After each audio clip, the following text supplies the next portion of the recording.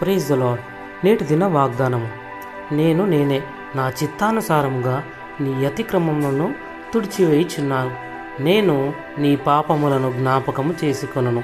యెషయా 43:25 మన దేవుడు సర్వజ్ఞుడు.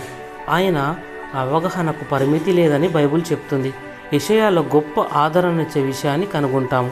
నేనే నా చిత్తానుసారంగా నీ అతిక్రమములను తుడిచివేయుచున్నాను.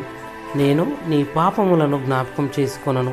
హెబ్రీలో ఇలా ఉంది, ఆయన చిత్తం బట్టి మనము పరిశుద్ధపరచబడి ఉన్నాము. మన పాపములను ఆయన అతిక్రమములను ఇకను ఎన్నటికి జ్ఞాపకము చేసుకొనను అని ప్రభు చెప్పుచున్నాడు.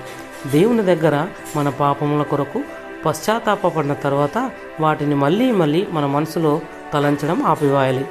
ఆయన చేసినట్టుగా మనం కూడా వాటిని వదిలేయాలి. మునపటిని జ్ఞాపకం చేసుకుని పూర్వకాలపు సంగతులను తలంచుకునకుడి. ఆయన మహా గొప్ప ప్రేమ ఏంటంటే ఆయన మన పాపములను ఆయన ఎన్నటికీ జ్ఞాపకం చేసుకోరని మనం ఎల్లప్పుడూ గుర్తుంచుకోవాలి. ప్రార్థన. ప్రియమైన దేవా, నా పాపాలను క్షమించి మరచిపోయినందుకు వందనములు. యేసయ్య నామంలో ప్రార్థిస్తున్న తండ్రి. ఆమెన్.